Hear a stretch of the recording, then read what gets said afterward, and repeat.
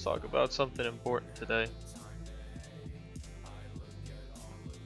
I ran a Twitter poll.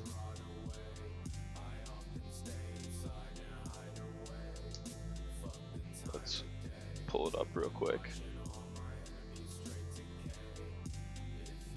Here we go. I go, are you satisfied with how much money you make? That's 69% no.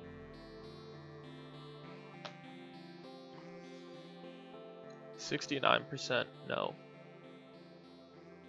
That's crazy to me. That's crazy that so many people can be unhappy with their situation at hand. I mean, I feel it makes me feel blessed in a way because maybe that stuff came intuitively to me. Maybe it's because I played too many video games, too much RuneScape. Maybe it's because I played too much RuneScape and too many economy games, and I just understand how money works intuitively, or how a person can make money, can make more money. So let me share that with you guys. Let me give you guys my opinion on it. It's probably one of the only things I'm genuinely good at in this world, just making money, managing money.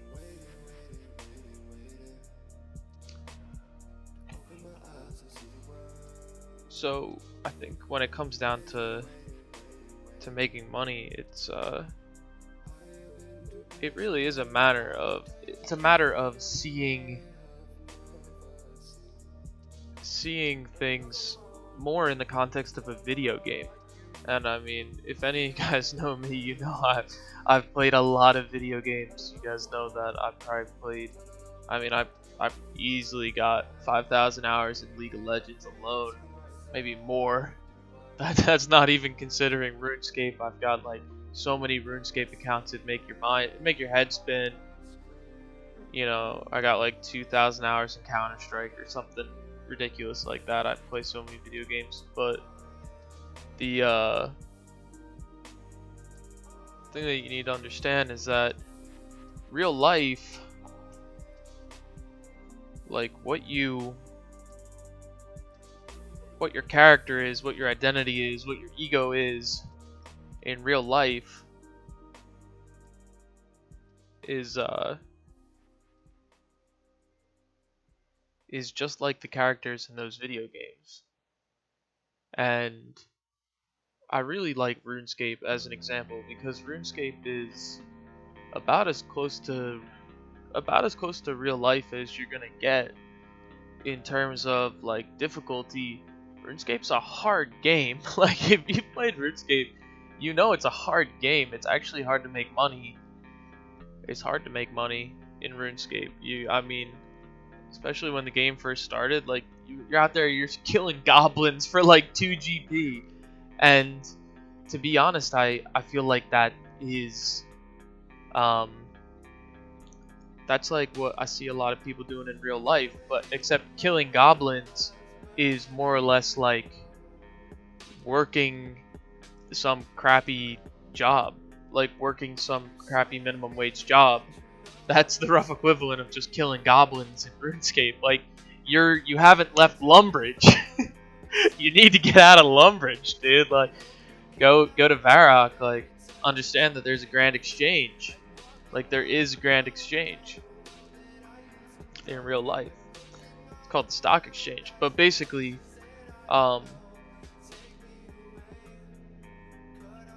understand that in order to make money in RuneScape, you have to level up. You have to level your skills up. So consider that everything you do in life is getting you XP. You're getting XP towards something every time you're doing something. So you have to understand that just like in RuneScape, there are some skills that are just complete money burners, right? Like fire making will never make you money it will never ever make you money. You can't make money just burning logs. You actually have to buy the logs or chop the logs yourself. Fire making is a money sink skill. It's not even a real skill. Nobody respects a 99 fire making cape. People respect the 99 agility cape because agility is like the most. It's super click intensive and it's mad annoying to get 99 agility. My brother got 99 agility and I'm legit no bots, and I've seen like what it took on his effort level. It was insane. So basically, um, consider that you level up in life and your skills are leveling up, and some of those skills are going to be profitable money makers and others won't, um and there are non-skill based money making methods, but that's getting too deep in the weeds, right? Like if you're trying to find the way to if you're trying to pick flax in real life, like picking flax in RuneScape doesn't level up any of your skills, but it makes like little money, not even great money. I don't know, if you want to pick flax in real life, you should probably just sell weed or something. That's like picking flax. It's enough to get by, but you're not gonna be balling. You're just gonna be getting by. You look at your average weed dealer or whatever, and they're really just getting by. They're not really balling. So in order to ball, you need to have that high level skill. So what it boils down to is you need to start training that skill. And to be honest, a lot of these high level skills, I'll give you a perfect example. Rune crafting in RuneScape, it is a super difficult skill to train. It's probably the hardest skill and the most respected 99, right? When you're building up that skill in the early stages, it doesn't pay off at all. 0 to 60 rune crafting isn't profitable, and it takes a ridiculous amount of time. But once you break through that threshold, that's when you get to make nature runes or something like that, and everybody uses nature runes because there's a huge demand for those, and now you have the ability to make them because you're at that level. So essentially, it's the same exact thing in real life. It's the same exact thing.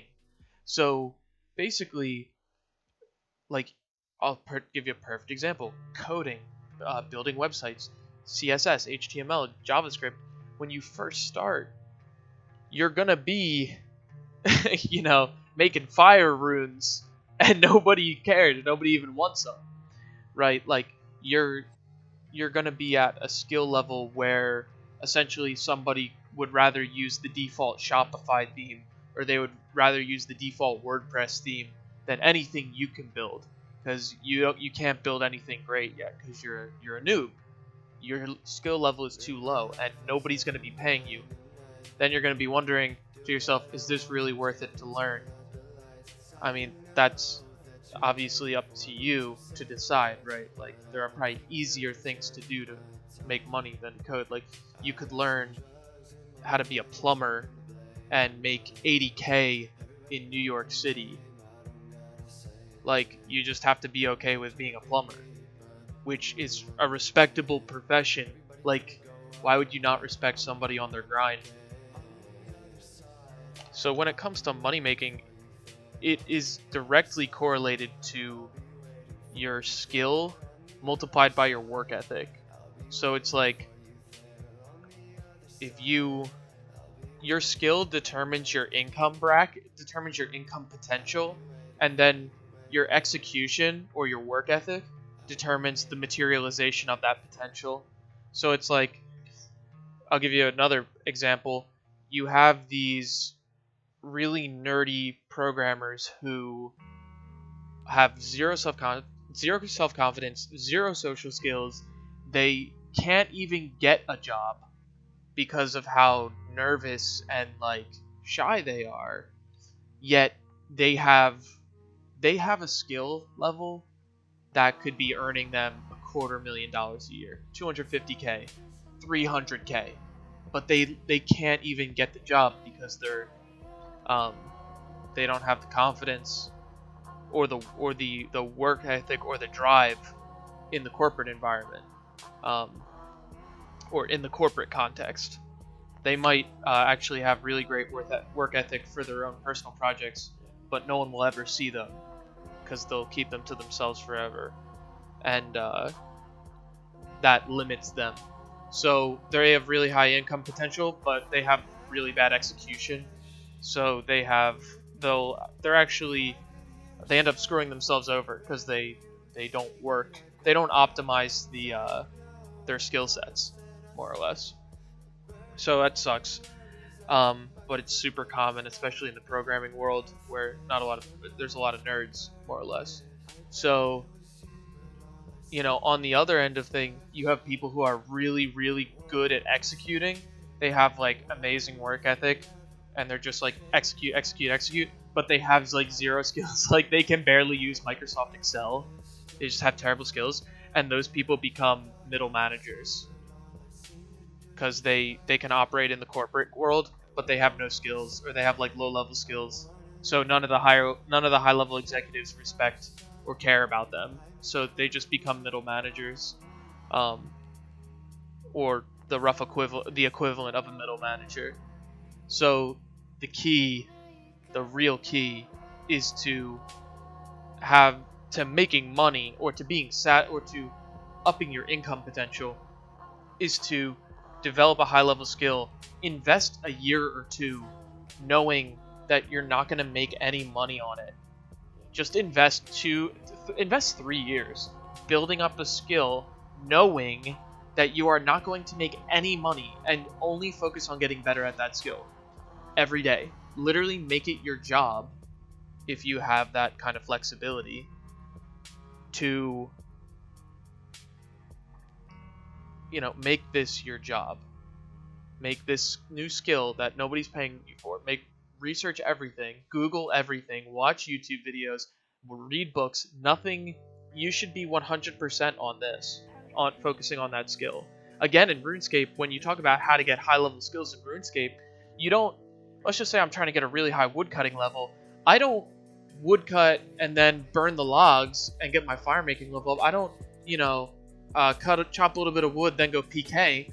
No, I sit there on the tree, on the yew tree, for 4 weeks, 5 weeks, and I don't leave.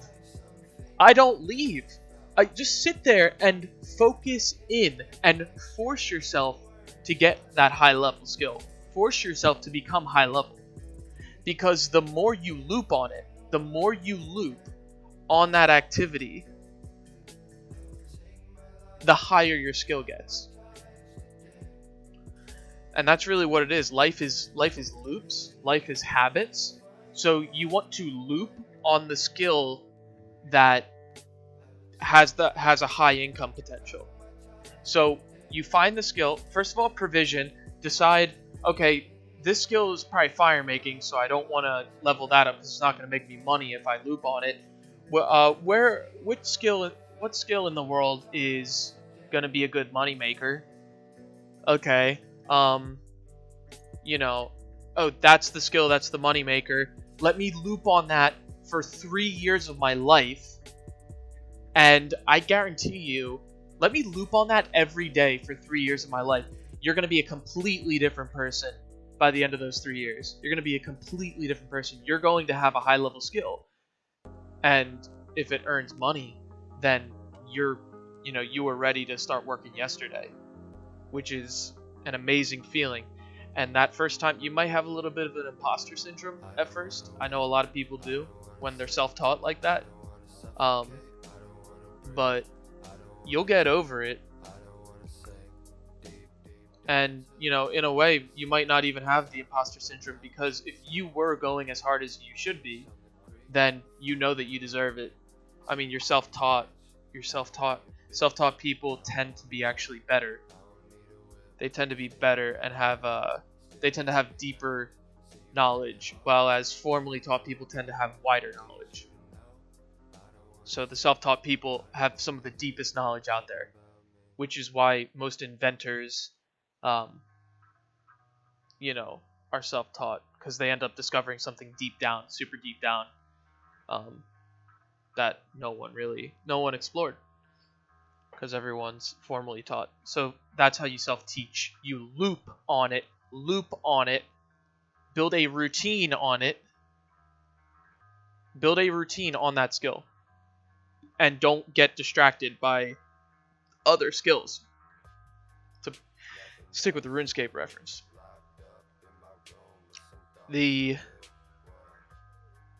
that's the best advice I can give you if you're just not if the reason why you're not satisfied with your money is because your income level's too low, or you feel like you're not earning. If you feel like your income is objectively low, not relatively low, because there are also people out there who make 250K a year, 300K a year, and they're still not satisfied with how much they make. And you know what?